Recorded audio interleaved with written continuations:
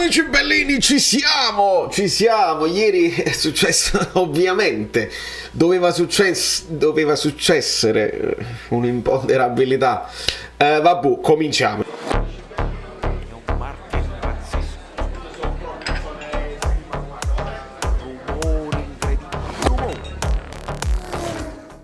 Allora, doveva succedere ed è successo. Fabio Darminio, benvenuto sul canale. Ho fatto un po' di cameo. Quanto è bella, mamma mia, è veramente uno spettacolo. Poi dopo le cose che bene o male si poteva cambiare, perché oramai ne abbiamo perso una e quindi si può rivoluzionare senza quella sofferenza. È colpa mia che ho cambiato la disposizione delle cose. Lasciate un like per i sorteggi che avverranno lunedì 7 novembre, che vedono un Napoli che però, essendosi qualificato come prima e quindi come testa di serie, ecco che non dobbiamo piangere subito, speriamo di non piangere affatto, speriamo di poterci... Ho ritagliato un po' di cose.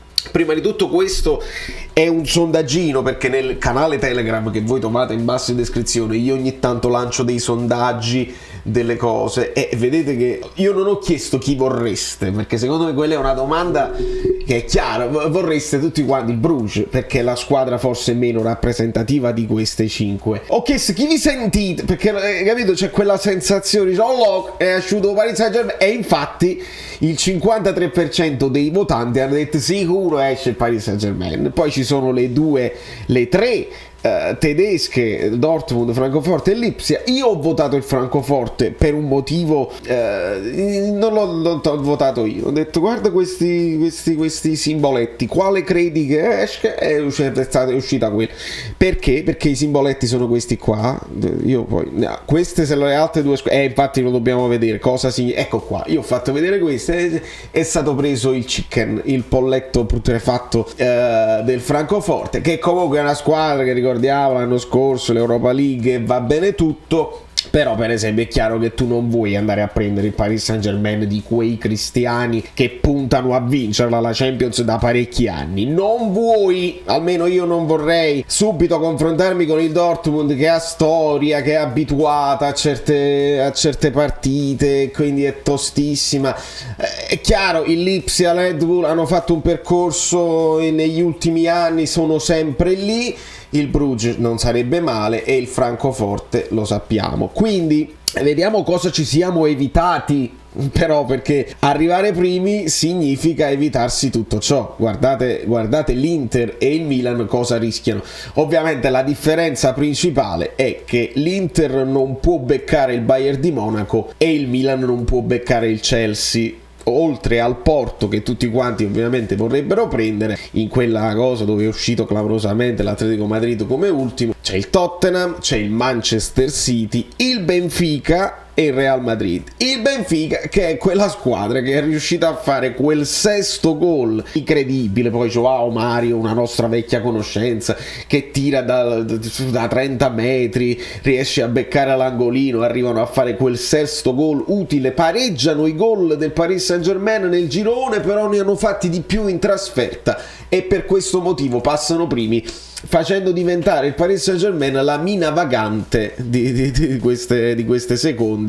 Come mina vagante alla fine sarà il Liverpool, per chi lo sarà, ma non per noi, perché lo abbiamo già in fronte. E poi è uscito, vedete, è uscito questo Mr. Chipping, questo Mr. Chip, e sta girando questa tabella molto interessante delle probabilità statisticamente, facendo tutte le esclusioni, perché le prime non possono beccare le prime ovviamente, e non possono beccare quelle che hanno già beccato nel girone, e non possono beccare quelle della propria nazione. Ecco perché le differenze si vedono belle evidenziate, perché per esempio le squadre tedesche non si possono incontrare. Allora prendi un Bayern, lo vedete come primo qua il Bayern non può incontrare il Lipsia, non può incontrare il Dortmund, non può incontrare l'Inter che ha già incontrato, non può incontrare l'Eintracht. Ecco che sono poche le squadre rimaste. Possono incontrare il Paris al 18%, possono incontrare il Bruges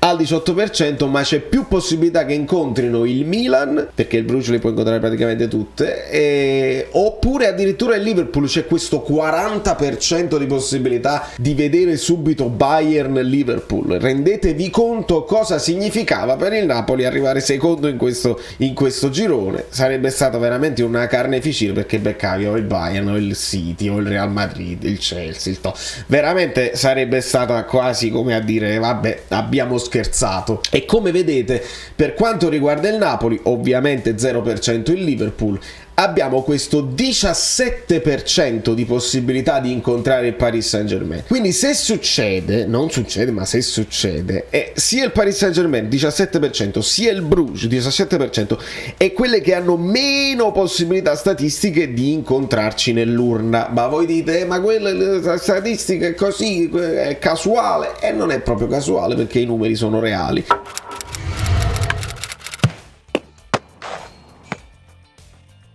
E quindi ci sono molte più possibilità, insomma, un bel 5%, quasi pieno, di possibilità di incontrare una delle tedesche, con il Lipsia leggermente di meno e con il Dortmund e l'Eintracht Francoforte a 22%. Di conseguenza, ragazzi, voi mi potete dire le vostre speranze, mi potete dire cosa vi aspettate, ma potete anche dirmi, come ha detto Spalletti, piuttosto sono e meglio è. Insomma, meglio ce li ricordiamo le altre occasioni in cui il Napoli ha raccolto tanti complimenti. Si esce sempre a testa alta, e però si esce perché ti capita la giocata del campione. Io non mi posso mai dimenticare Di Maria, proprio col Paris Saint-Germain, che indovina quel gol. E che gli vuoi dire? Indovina il gol allo scadere così da campione, pesca la giocata, e a quel punto non ci puoi fare niente. Sarebbe veramente un peccato. Il Napoli ha questo obiettivo, secondo me è importantissimo per me, perché non lo abbiamo mai fatto. Ecco, un altro tabù: non si è mai vinto il girone, non si è mai fatto così bene, non c'è dubbio, e non siamo mai andati oltre gli ottavi di finale. Dobbiamo poter arrivare ai quarti. Questo fa parte poi del percorso, il famoso godetevi il percorso. Il Napoli in Europa è da considerarsi una squadra giovanissima, anche se ci siamo comportati benissimo e abbiamo spaventato tutti, e nessuna di queste squadre effettivamente vorrà prendere il Napoli, perché sono sicuro che è una mazzata in fronte per vedere i nostri ragazzi terribili estratti dall'urna per queste squadre qui. Però noi abbiamo adesso un obiettivo, si crea il percorso, non è che tu da zero arrivi alla finale e vinci, è difficile, molto difficile, calcisticamente quasi impossibile. Fare il percorso, ecco, cominciare a scavalcare delle cose, cominciare ad affacciarsi ai quarti di finale, sperare che magari ti capita un bel accoppiamento interessante dove te la giochi punto a punto. Non è assolutamente male, è molto molto affascinante, e questo lo vedremo poi lunedì. Noi nel frattempo però dobbiamo già pensare, e lo so, non c'è manco il tempo di io credo che domani, perché la partita con l'Atalanta è sabato, quindi domani, che è martedì, dovrebbe esserci poi la conferenza. Speriamo che il Napoli non faccia scherzi. Conferenza di Spalletti per l'Atalanta. Sentiamo notizie di un Muriel acciaccato, però attenzione, perché ovviamente hanno recuperato Zapata, e che te lo dico a fare, quindi nel momento in cui ma è chiaro che noi conosciamo Zapata, sappiamo che ci ha spesso dato fastidio e ci ha segnato contro, ma è questo Lookman che sta facendo le gioie e le fantasie di tutti questi fantacalci, che segna a raffica quando non segnano gli altri, e quindi dobbiamo stare molto attenti, perché è questa Atalanta diversa, è un'Atalanta meno arrembante, sbarazzina, molto più accorta, e quindi andiamo lì, e io lì voglio vedere che la sconfitta non è stata assolutamente accusata in maniera negativa dai ragazzi, anzi è stata proprio quella volta, ma che scrollati questa cosa della sconfitta da dosso, fai vedere che boom, ti metti là, tosto, pesante, cattivo, sul pezzo, concentrato, deciso, e magari anche cinico, perché non ti lasciano molte occasioni. L'Atalanta ha una difesa importante quest'anno, ed ecco che devi fare quello che devi fare. Non dobbiamo, penso, commentare la notizia di Crava, non penso che dobbiamo commentare. Capello lo chiama Crava. Valore dei propri giocatori che non si conoscevano. Crava.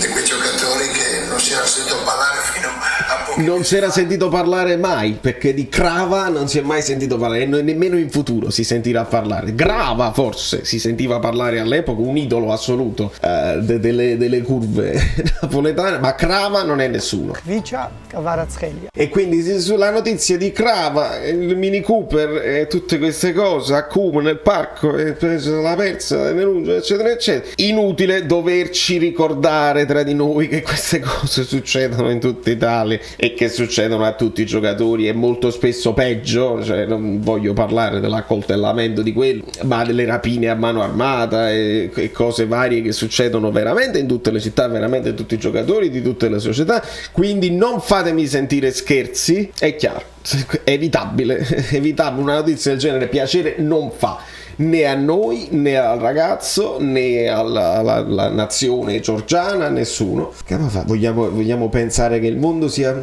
tutto bellissimo, tutto perfetto e sono tutti, nessuno delinque? Oppure pensare che lasciamolo stare il calciatore perché poi va a finire che si piglia una gol? No, è così. Magari però si può pensare che alle volte, quando non succede al povero disgraziato ma succede a quello famoso che poi il suo nome diventa risonante sulle cose, è capace che c'è un ritorno previo accordi e cose varie. Molto spesso si sfrutta anche questo, ma noi non ci pensiamo. Noi pensiamo al campo, pensiamo a come sfruttare la varietà dei giocatori che abbiamo in rosa. Speriamo di recuperare quelli là che mi sembrano un po' più affaticati. Per me Anguissa deve fare la differenza. Questo mo è il mio chiodo fisso, perché li puoi alternare quelli là davanti.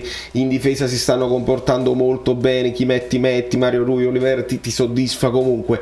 Attenzione al centrocampo, che era la chiave del Napoli, del gioco anche bellissimo di questo Napoli, con Anguissa che non performa come dovrebbe, Ndombele che non sempre ci convince. Ecco, Lobotka sta reggendo tutto da solo, un ritorno di Zielinski, un utilizzo di Elmas o di Demme. Ecco, lì Spalletti adesso ci deve far vedere che ha sul pezzo l'idea per supportare questi attaccanti, che veramente basta che gliela fai arrivare la palla e qualche cosa tra Crvava, tra Vosistest Men e Politano, Lozano, Simeone, Raspadori, qualche cosa succede. Da New York Valerio Fluido è tutto, aspettiamo i sorteggi.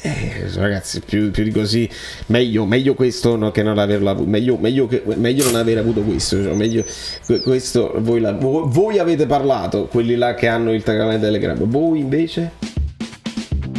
Ciao, sono Saveria Solida. Se arriviamo a 15.000 iscritti su YouTube è una cosa di cortesia, ma secondo me dovreste seguirlo anche su Instagram, @ValerioFluido. Fa tutte queste cose cretine. Sei iscritto pure a TikTok? Di più, dai, basta, sei cringe.